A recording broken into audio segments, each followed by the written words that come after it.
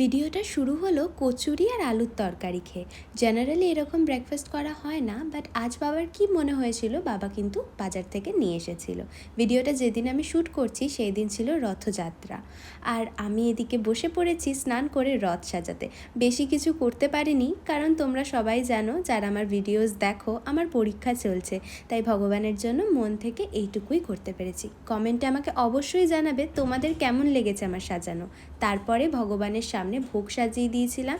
সব রান্না মা করেছিল আর অপূর্ব হয়েছিল সত্যি। এরপর সিন শিফট হয়ে এটা আমি তোমাদের সাথে সেকেন্ড ডে ক্লিপিং শেয়ার করছি। তোমরা যারা প্রতিনিয়ত আমার ভিডিও দেখো তারা জানো যে আমার পরীক্ষা চলছে, একেবারেই সময় পাইনি, তাড়াহুড়োতে কলেজ পৌঁছে গেছি, খেয়ে যাওয়ারও সময় পাইনি। গিয়ে ওখানে ডিম টোস্ট খেয়ে ফাইনালি পরীক্ষা দিয়ে বেরিয়ে এত ভিড় ছিল যে আর কোনো ক্লিপিংস নিতে পারিনি। ফাইনালি মুখ দেখে বুঝতেই পারছো এক্সাম খুবই ভালো হয়েছে। That was it for this video. See you in the next one. Till then, bye.